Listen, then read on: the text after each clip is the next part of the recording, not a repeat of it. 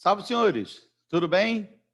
Mais uma vez aqui presente, bom poder reencontrá-los.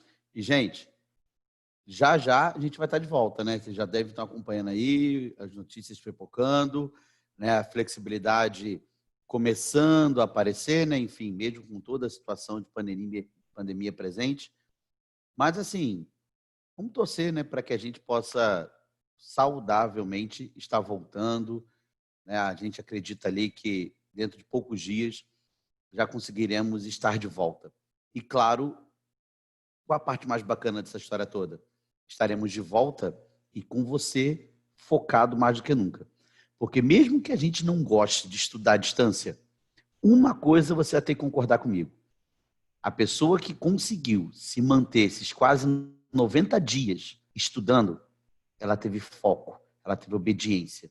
Então, eu venho aqui mais uma vez te parabenizar pela persistência. Agradecer por continuar confiando no nosso trabalho. E assim faremos. Continue confiando. Estaremos aqui para ajudar. Estaremos aqui para apoiar. Na medida do possível. Conte conosco, porque estamos aqui justamente para isso, para vocês e por vocês. Beleza, gente? Então, que a gente possa estar iniciando a nossa atividade de hoje de uma maneira bem bacana, que a gente possa estar aí, sabe, bem light, separando nosso materialzinho, já deixando ali caderninho, sua anotação bonitinha, para que a gente anote as principais dúvidas, para que na nossa live de quarta-feira a gente possa estar conversando sobre exatamente esses principais tópicos. Tudo bem? Então vamos lá, sem delongas, vamos iniciar a nossa aula de hoje. E a nossa aula de hoje, ela tem como tema um tema bem bacana, que é justamente o tema sobre transportes.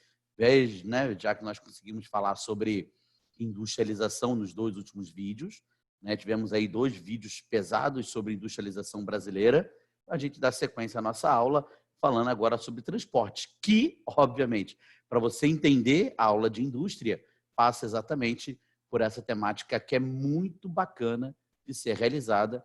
Então, conto com vocês, atenção total, tem tópicos aí bem bacanas para a gente poder estar conversando a partir desse momento. E sempre deixando claro o quanto a aula de transportes é importante para o concurso que ela vai fazer. Né? Sempre aparece, sempre assim, né? É muito comum nas provas de geografia tá aparecendo uma questãozinha de transporte. Um pouco menos na ESA, um pouco mais no Naval, um pouco mais na SpaceX, sempre no Enem. Então, é importante a gente estar ligado no conteúdo. Vamos nós. Nosso conteúdo começa com uma breve introdução, e a introdução usa uma imagem que você está vendo aí, ó, do seu lado direito, que é a imagem que é trazida pelo professor David Harvey, por acaso nesse livro aqui, gente, ó. Nesse livro, A Condição Pós-Moderna, do professor David Harvey, na página 220, você dá uma olhadinha, que é a imagem que nós utilizamos para o desenvolvimento da nossa introdução. Né? A montagem da nossa aula começa com essa indicação do professor David Harvey, que mostra o quê? Mostra o encolhimento do mundo. Mostra o encolhimento do mundo de 1500 a 1960. E esse encolhimento não quer dizer que o mundo ficou menor. De forma alguma, o mundo continua com o mesmo tamanho. Mas, simbolicamente, traz a evolução dos transportes e das comunicações para a nossa realidade. O mundo em 1500 tinha uma média de velocidade de 17 quilômetros. Você pode estar olhando ali no rodapézinho, por favor? Ali das carruagens, dos barcos que funcionavam naquela época, né, com caravelas, no caso, 17 quilômetros por hora em período colonial. Muito diferente já de 1960, que você tem aviões andando a mais de 1.000 quilômetros por hora. Olha isso. Então, ao olhar essa imagem, o professor David ele traz essa ideia para a gente de que estamos falando de um mundo onde as distâncias praticamente se extinguiram. Não há distância, não há problema no sentido dos transportes. E, claro, ele não considera a desigualdade no atendimento.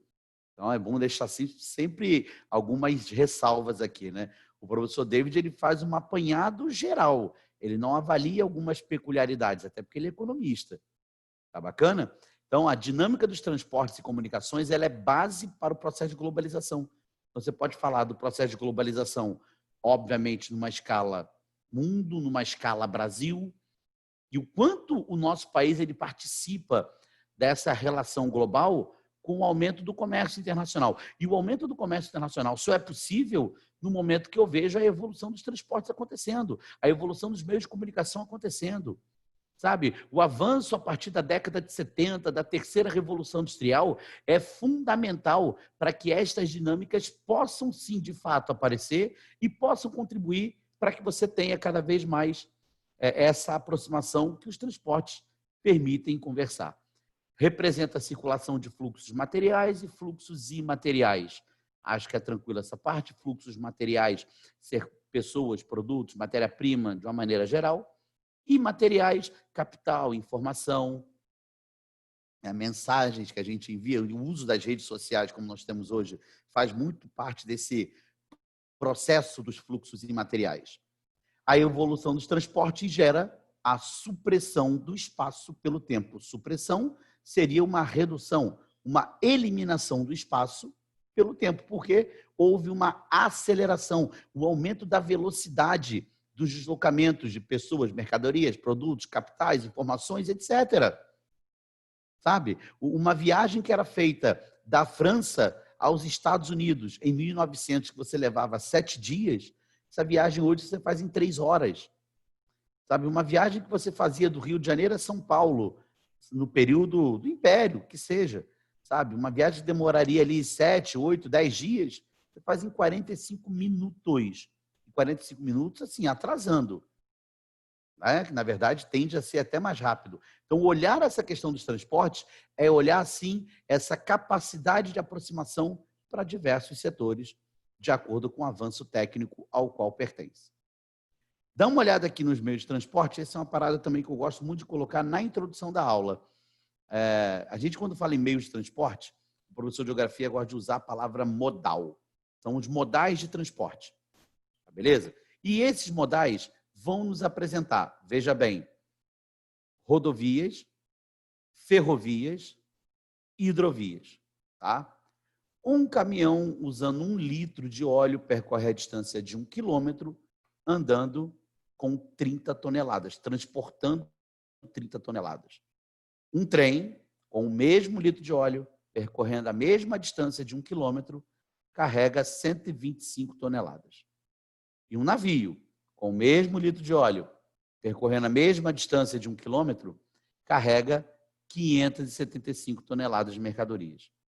Aí, nessas horas, o professor pergunta, qual é o melhor modal? Qual é o melhor tipo de transporte que existe? Você respondeu o quê? Depende. É isso aí, depende. Sabe? E lembre-se bem por que depende. Porque navio não bate na sua porta. Não para trem na tua porta... aqui, vim entregar uma mercadoria para fulano. Não. Tá? O melhor tipo de transporte que existe é quando nós temos a capacidade de integrá-los. Chamaremos isso de intermodalidade. A intermodalidade, ela agiliza o escoamento, ela reduz custos de produção, ela ajuda no escoamento da produção. Esse é o papel da intermodalidade. Agora, o problema é quando você tem a dependência de um modal, e principalmente o da rodovia, como é o caso brasileiro, que quase 80% das cargas brasileiras são transportadas por rodovias, aí o nosso custo de frete vai lá em cima, sabe? O custo é muito alto. O fazendeiro no Brasil, gente, o fazendeiro, se você compara o fazendeiro norte-americano com o fazendeiro brasileiro, da porteira da fazenda até o porto, tem um custo 4 vezes maior que o fazendeiro americano. Por quê? Porque não tem essa agilidade toda. Depende muito do transporte feito por rodovias. E a gente vai poder acompanhar ao longo da aula de hoje o quanto é um transporte bastante caro. É rápido de implantar, a manutenção é rápida, porém é constante. O custo é muito alto para isso. Mas vamos ver. O Brasil apresenta como uma grande característica uma malha radial.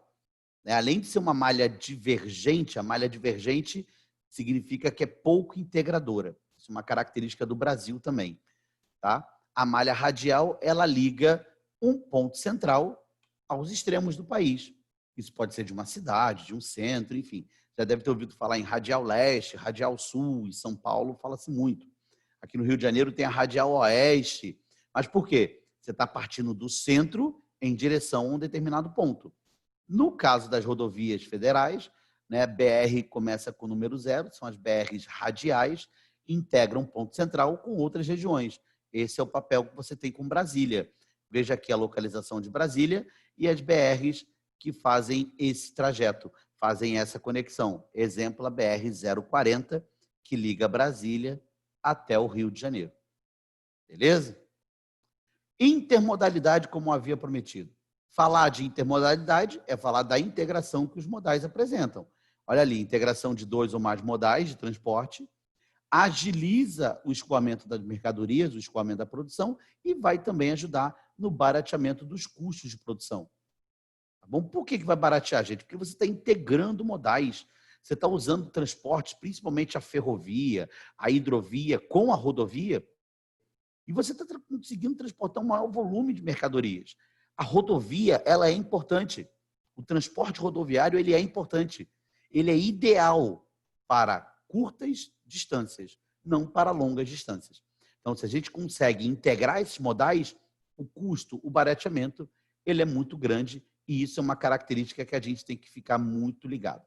Tá bem? Aí você tem 2 exemplos, né? O Porto do Rio de Janeiro, com uma integração de 3 modais, e o Porto Seco de Uruguaiana. Gente, não tem nada demais, cara. O que é um porto seco? Ah, professor, estou acostumado a falar de porto no litoral. Sim, porto está no litoral. Agora, isso não impede que você tenha porto no interior do estado. Uruguaiana fica na divisa entre o Rio Grande do Sul e o Uruguai. E nessa localidade existe um porto, porque neste caso, esse porto funciona como uma área de escoamento de produção, numa área de armazenagem, numa área de integração entre a rodovia e a ferrovia que passa nesse trecho. Então, é uma parada importante, principalmente no contexto da integração presente entre os modais, nesse caso que vocês estão observando no Porto de Uruguaiana. A gente comenta um pouco mais à frente sobre isso. Vamos dar sequência aqui. Transportes urbanos. Chamamos a atenção, né? Imagem bem conhecida aí da maioria de vocês, muitos presenciam isso, né? Quando estamos aí numa certa normalidade. Então, nós temos um imenso fluxo diário de mercadorias e pessoas. Necessidade de transporte de massa. Senhores, ônibus não é solução de nada. Ônibus não tem que ser usado como solução. Ônibus é alternativo. Deveria ser visto como alternativo. Solução para transporte de massa é trem, metrô e, se a localidade tiver condição geográfica para isso, barca. Transporta muitas pessoas com um custo energético muito mais baixo. Agora, infelizmente, o que a maioria das cidades brasileiras apresentam, principalmente, é essa fortíssima dependência com o transporte rodoviário, e aí os congestionamentos nos centros urbanos acaba virando algo rotineiro. A baixa capacidade dos ônibus, a cultura do transporte individual que nós temos, né? A falta de investimento público nos setores, porque transporte, lembre-se bem que transporte pertence ao setor público. Então, as prefeituras, o governo do estado, dão concessões para que empresas atuem. Então, cabe ao poder público cobrar de empresas uma prestação de serviços melhor, como também cabe ao poder público e cabe a gente cobrar do poder público que disponibilize uma melhor oferta de transporte, que possa dinamizar, que possa criar novas linhas de metrô, de trem, se possível de barca. Compreende? Porque isso é solução. Ah, infelizmente, não é o que a gente acompanha na maioria das cidades brasileiras. Os transportes urbanos, vejamos. Automóvel, a frota cresce em função de baixos investimentos, né, em transporte coletivo. Então, como a gente tem um baixo investimento em transporte coletivo, acaba dependendo do automóvel. São os principais responsáveis pelos congestionamentos, sim, porque a maioria você tem uma pessoa, a maioria você acaba tendo uma pessoa andando no automóvel.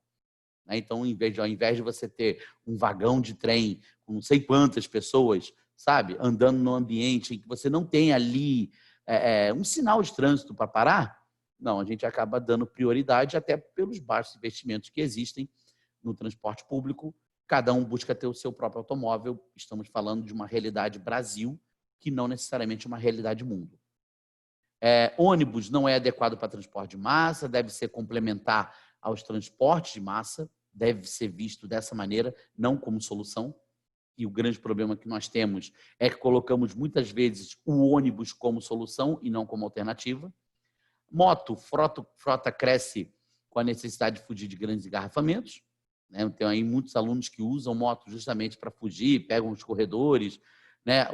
A pandemia trouxe aí mais uma vez a importância de trabalhadores como motoboys, atuam no mercado para fazer entrega de mercadorias. Agora, muita gente cometendo também infrações de trânsito, fugindo, burlando leis de trânsito ali, né? Então, infelizmente, muitos motoqueiros acabam pagando pelo erro que alguns acabam cometendo de fugir, tentar burlar leis de trânsito.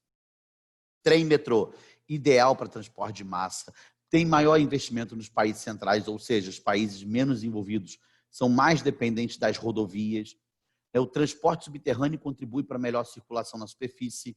Isso é o ideal. Você podendo construir trem, metrô que fosse subterrâneo, caramba, a circulação na cidade ganha uma nova vida. Você consegue ter uma ampla circulação na cidade com um transporte de qualidade. Barcas transportam muitas pessoas, depende da existência geográfica, ou seja, as condições geográficas que a gente comentou ali, principalmente baías, lagos, rios, lagoas, dependendo da localidade onde se está e o que pode ser aproveitado ali. Beleza? Algumas possíveis soluções. Aí tem gente que até usa alguns desses itens, como tem que fazer redação sobre mobilidade urbana, por exemplo. Então, você tem a melhoria dos transportes de massa, investimento em trem e metrô, é uma das soluções que a gente tem aí para os transportes urbanos. Rodízio de automóveis, nem sempre é solução. Algumas cidades, como São Paulo, adotam, mas nem sempre quer dizer que vai solucionar o problema. Estimular a carona, carpooling, aí depende também. Tem região que é mais tranquila, onde os índices de violência são altos. Muita gente acaba tendo dificuldade em pegar carona, por não conhecer, por não saber com quem está andando. Então, é uma dificuldade que temos. Estimular a ciclovia, restrição a veículos de cargas, pedágio urbano, são estratégias. Esse pedágio urbano é o pedágio na entrada da cidade, para tentar diminuir o número de pessoas que entram em determinadas cidades. Tá? A gente está trazendo aí algumas possíveis soluções, não é que são adotadas só em Brasil, não. São adotadas em algumas regiões do mundo que têm problemas de macrocefalia. Beleza? Integração, ela é uma solução? Que integração é essa? A integração que você usa na cidade, você usa o bilhete único, que você usa lá o bilhete, a gente chama aqui bilhete único, mas qualquer outro lugar do Brasil tem nomes diferentes. E o uso desse bilhete que você integra aqui na barca, ao BRT, ao VLT, isso é uma solução? Muitos entendem que otimiza o tempo, não substitui o transporte de massa. Não adianta dizer que a gente vai integrar, que isso vai substituir a necessidade de trem e metrô, que não vai. Então, tem que existir, e não resolve também o problema ambiental. Então, são algumas críticas e, claro, o olhar positivo de que otimiza bastante o tempo, sim, o uso disso. As malhas brasileiras, a gente tem um olhar mais amplo sobre os transportes no Brasil.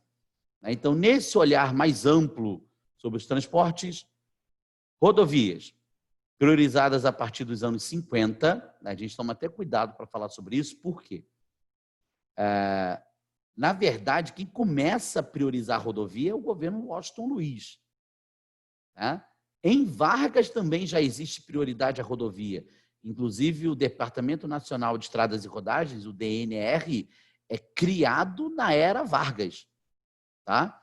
Então, também existe ali esse olhar para as rodovias na era Vargas. Mas, sem sombra de dúvidas, é JK, na abertura econômica do Brasil, com a entrada de capital estrangeiro, principalmente as montadoras de automóveis, né, e a abdicação total que JK faz em relação às ferrovias, aí você vai passar a ter a prioridade das rodovias no Brasil a partir da década de 50, governo JK.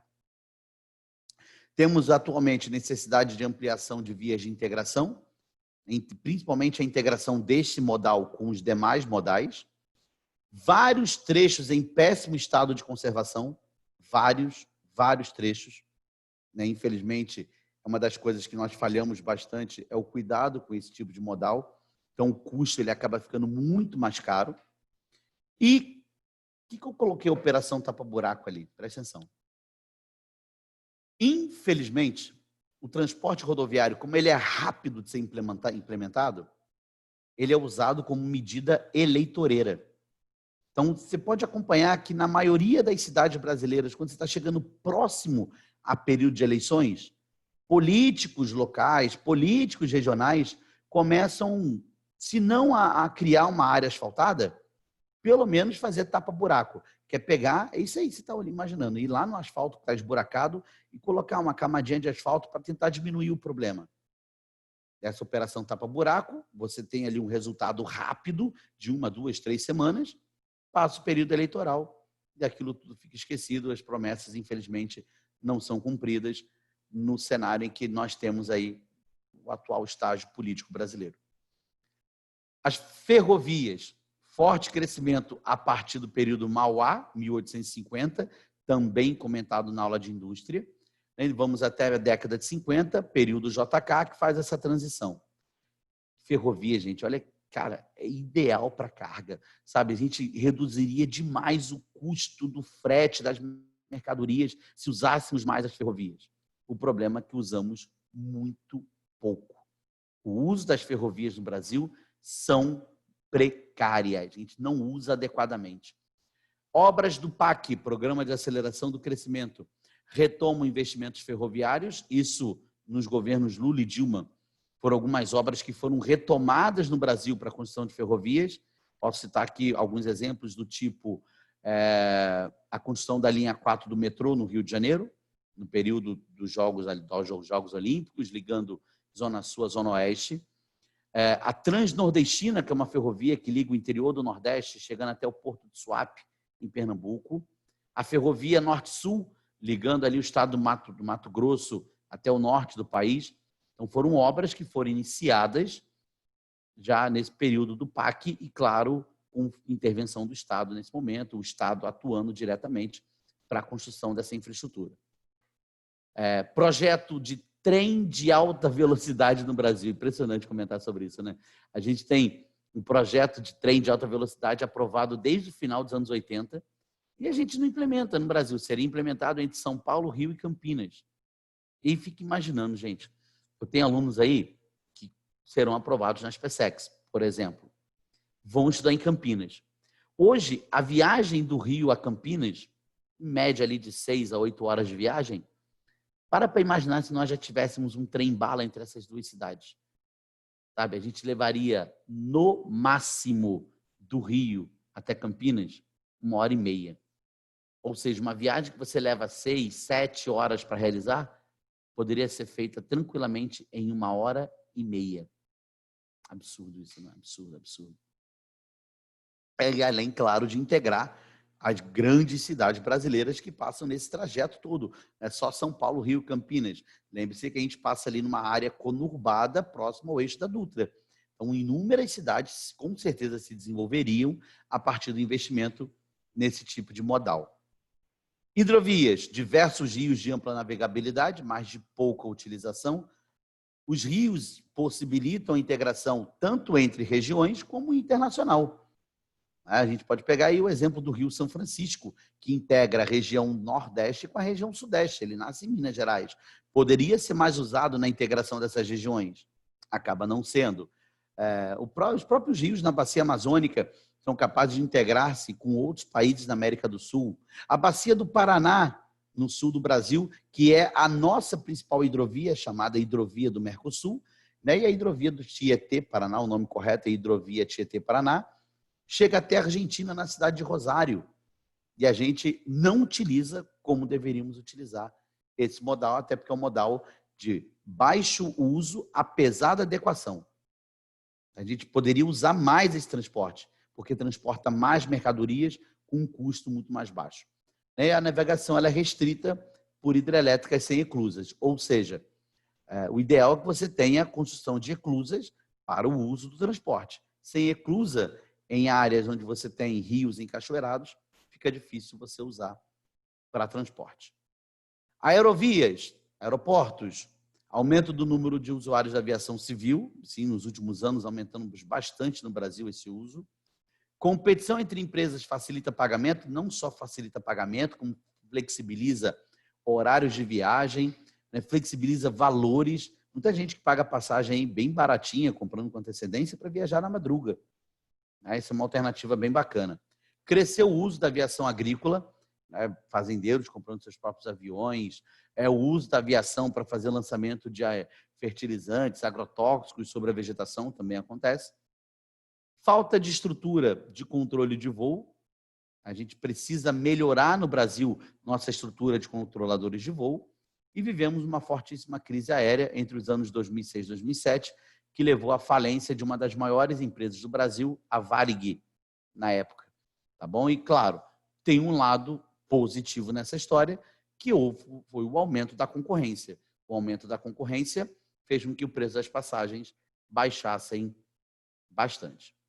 Dutos, tubulações, presença de grande malha de oleodutos e gasodutos, destaque para o gasbol, a gente comentou na aula de energia sobre esse gasoduto que vem da Bolívia até o Brasil, e existem os dutos urbanos que são usados para transporte de água, esgoto e etc. Beleza? Depois dá o print dessa telinha aí, bem bacana você fazer um resuminho dela depois, tá? Os transportes no Brasil, eles apresentam problemas, e esses problemas chamaremos de gargalos estruturais. Gente, o que é o gargalo? É a dificuldade que tem. Pega o gargalo de uma garrafa, ali você tem a dificuldade da água sair rapidamente. Nós temos dificuldade em sair desses problemas de estrutura. Nós temos estradas muito mal conservadas, uma rede ferroviária que ainda é sucateada no Brasil, como eu disse lá no início da aula, muito pouco integrada. A gente não consegue integrar, por exemplo, o interior do país ao litoral com ferrovia. Sabe, nós temos dificuldades imensas. O relevo atrapalha? Atrapalha bastante, né? A questão da presença de planaltos. Mas a gente não consegue fazer essa integração plena. Os portos são muito antigos, são obsoletos, são portos lineares com pouco espaço. Então, uma das coisas que o Brasil precisa mudar é aumentar a estrutura dos seus portos, para que possam, principalmente, armazenar mercadorias, áreas de armazenagem. Falta de integração, já comentado com vocês, e todos esses fatores geram um aumento do custo Brasil. Custo Brasil é o custo que você tem para fazer o transporte de cargas. Você imagina o custo que o indivíduo tem quando está transportando carga e está aqui, carga, e está atolado numa estrada como essa. Olha o problema que ele vai ter ali. Então, muitas vezes, o custo do frete, como um todo, vai ser transferido para nós, consumidores, porque não temos uma rede eficiente que seja integrada e que funcione adequadamente no nosso espaço. Beleza? Bom, aí tem as principais rodovias federais do Brasil. Então, passando aí rapidinho, toda a BR começa com 0, ela parte de um ponto central em direção aos extremos. Toda a BR começa com o número 1, são chamadas de BRs longitudinais, né? Sempre no sentido norte-sul que elas vão seguir.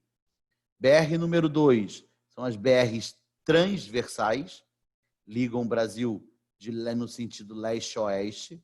Aí o destaque para a BR-230, que é a BR transamazônica. Tá? BR de número 3, essas BRs de número 3 estão sempre na diagonal, estão sempre no sentido dos pontos colaterais.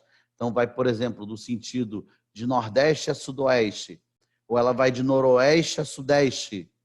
Tá? E uma das maiores rodovias assim no Brasil é essa aqui, gente. Eu quero BR-364,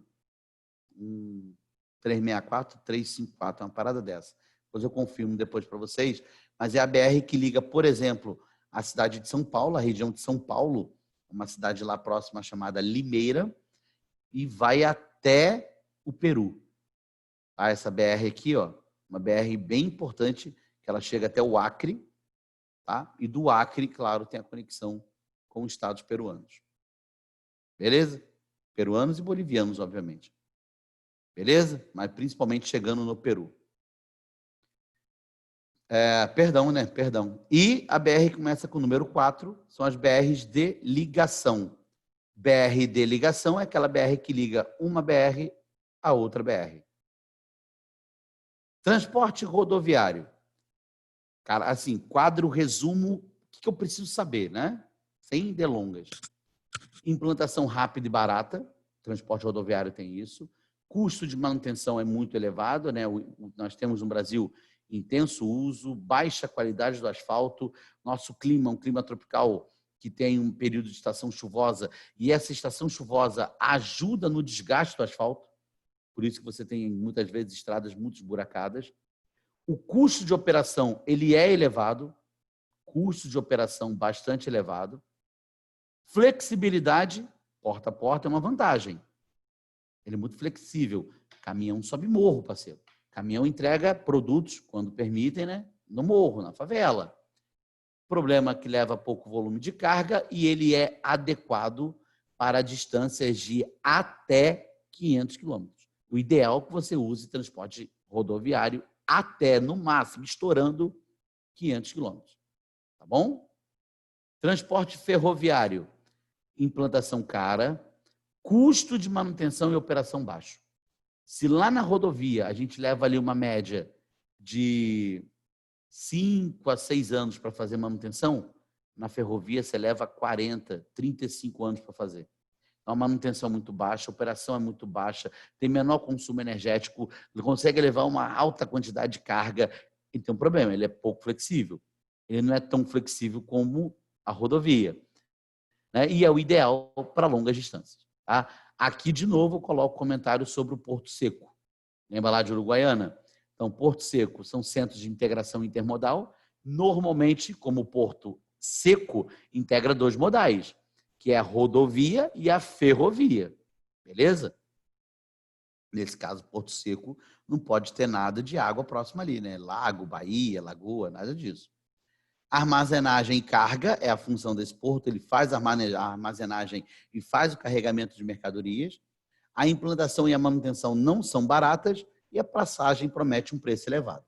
Agora, isso se você não tem uma estrutura eficiente. Se a parada funciona adequadamente, o custo, ele a longo prazo, tende a ser baixado. Entendeu? Vamos seguir. Hidrovias. Os custos são variáveis. Por quê, professor? Depende, cara. Você vai construir uma hidrovia num rio de planície, bacana. Seu custo para navegação vai ser baixíssimo. Agora, vou construir uma hidrovia no rio Planáltico, como é aqui na bacia do Paraná? Tem que construir eclusa. Tiver que construir eclusa, tiver que fazer dragagem, aí o custo para fazer já é bem mais alto. Tá? Geralmente a implantação é mais barata. Geralmente. Desde que não precise fazer dragagem, construção de eclusas e etc. Beleza? Bacana? Temos navegação de cabotagem, realização de escalas na linha de costa. Temos, mas pouquíssimo. Deveríamos ter mais, que é o transporte que você usa aqui, senhores, ó, porto a porto. Você poderia utilizar aqui toda essa faixa portuária do Brasil para fazer transportes. E portos ineficientes. Esses portos ineficientes no Brasil são gargalos estruturais, são dificuldades que encontramos, porque são portos que não têm grandes espaços, como eu disse agora há pouco, são portos lineares. O Brasil precisa de expansão da sua zona portuária. Recentemente, o Rio de Janeiro fez isso, trazendo áreas do porto aqui próximo para a linha vermelha. Quem vai ali da linha vermelha, sentido Rio de Janeiro, tem uma série de áreas ali que foram construídas justamente para fazer a armazenagem de mercadorias naquele trecho. Aeroportos, alto custo tanto para implantar quanto fazer manutenção. Mão de obra no setor não é barata. Tem alto uso tecnológico, consumo energético alto do querosene de aviação e mão de obra bastante qualificada. Ele é mais rápido, é mais cômodo, ele é o principal responsável pelo processo de globalização presente no planeta, isso é inegável, né? Mas que tipo de produto que ele vai transportar? Não é? Então, o ideal é que ele seja usado para transporte de produtos como pedras preciosas, né? Isso é bacana, produtos tecnológicos de alto valor, são usados ali também. O transporte aeroviário e a globalização tem produtos menores e mais caros que são transportados por eles, como eu acabei de dizer. Aumento de compras pela internet e aumento do fluxo de pessoas impulsionou substancialmente o crescimento do setor aeroviário. Gente, até pouco tempo a gente achava impossível, eu pelo menos achava impossível, andar de avião, imaginando que era um custo extremamente alto, e a gente sabe que não é bem assim. Duto viário, modelo duto viário, como eu já disse, são tubulações, são dutos, cargas extremamente específicas, só é válido em grande quantidade, alto custo para implantar, alto custo para operar. Isso é um problema, né? Então, imagine, você tem aqui um gasoduto Brasil-Bolívia, e isso sai explodindo de gás. Então, o custo de manutenção, custo de operação não são baratos. Beleza? Não existe transporte perfeito. Não existe. Existe intermodalidade. Intermodalidade é aquilo que a gente entende que é o mais próximo da perfeição, porque você consegue reduzir bastante os custos de uma maneira geral, principalmente os custos do frete. Na outra observação, oleodutos e gasodutos e a geopolítica e a importância geopolítica. O que é isso? O ponto que a gente pode colocar como exemplo aí é que tanto o oleoduto quanto o gasoduto geraram nos últimos anos alguns debates políticos envolvendo algumas nações. Então, vou dar 2 exemplos, um aqui e um fora, né? Aqui do Brasil, recentemente, o problema com a Bolívia.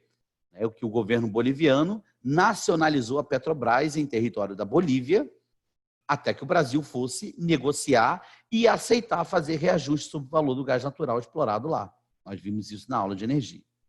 Então, isso gerou um problema geopolítico na época, em 2006, entre Brasil e Bolívia. O outro foi mais recente, aconteceu na região da Crimeia, né, e ali a relação entre os países da Ucrânia e da Rússia, que disputavam o controle da área da Crimeia por ser uma importante área de passagem de gasoduto também. Tá? Vale a pena a leitura sobre a crise da Crimeia de 2013 e 2014. Os principais portos são usados aí para cabotagem. Nossa, seria perfeito se a gente conseguisse ampliar o uso de cabotagem no Brasil. O custo do nosso frete, com certeza, reduziria absurdamente usando esse trabalho da linha de costa. Comunicação e as infovias. A gente coloca ali, né, gente, a evolução de acordo com os meios de comunicação de cada período da Revolução Industrial. Então, primeira revolução, telégrafo. Segunda revolução, rádio, TV, telefone, comunicação já de massa. Terceira revolução, internet, celulares. No Brasil, quem mais apresenta isso? A região que, segundo o professor Milton Santos, é chamada de região concentrada. Quem é essa região concentrada? Olha aqui, região sul e sudeste, esse trecho amarelinho aqui. Tá? Então, a classificação do professor Milton trabalha dessa forma. Transportes e comunicações e espaço geográfico. Voltamos à introdução da aula, né? Temos uma aproximação virtual ou encurtamento das distâncias, mas nem sempre o encurtamento das distâncias quer dizer que você se aproximou de alguém, né? Vide a galera que vai conversar, vai namorar, não sei o que vai fazer, e aí tem 5, 6 pessoas reunidas, está todo mundo mexendo no telefone ao mesmo tempo. Ou seja, aproximou quem está distante, né? Mais distanciou quem está próximo. Acho que vale a pena esse tipo de olhar. E tivemos aí a supressão do espaço pelo tempo. Isso é fato, principalmente para a circulação de mercadorias, capitais.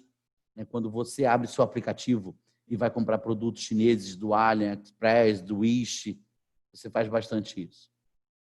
Tá? Até porque eu também faço. As infovias são fluxos imateriais, né? Importância na consolidação da globalização, porque acelerou o fluxo financeiro, investimento em bolsas de valores, e a densidade das redes mostra maior ou menor grau de integração ao sistema global e ao desenvolvimento. Quanto maior o investimento, maior a sua integração na escala global. Tabelinha diz tempo para alcançar 50 milhões de usuários em anos. Olha quantos anos levou o telefone, 74, e olha quanto tempo levou o Skype para atingir 50 milhões de usuários. Praticamente 1 ano e 8 meses, ao total de 22 meses, enquanto que o telefone para atingir 50 milhões levou 74 anos. Divisão do Brasil marcada pela existência de uma região concentrada, novamente uma proposta de divisão feita pelo professor Milton Santos em 89, né? Ali está no livro de 2001, mas a classificação é proposta em 89, em que ele chama atenção para essa região aqui. A região concentrada, para o professor Milton, é a região totalmente inserida no meio técnico, científico e informacional. Ou seja, é a região totalmente inserida na área tecnológica presente no Brasil. Beleza? Combinado? Falei rapidinho, né, para não deixar o vídeo tão grande também. Espero que tenha feito suas anotações. Importante esse momento, tá beleza? Não deixe de anotar para que a gente possa estar tirando dúvidas com vocês na live de quarta-feira. Beleza, senhores? Um grande beijo para vocês. A gente está, já a gente está se encontrando, hein? Tá voltando, gente. Está acabando já esse negócio da pandemia.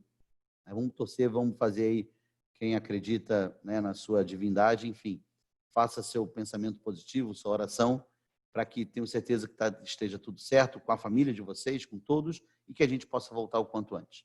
Beleza? Ó, um beijão para vocês e a gente se vê. Grande abraço.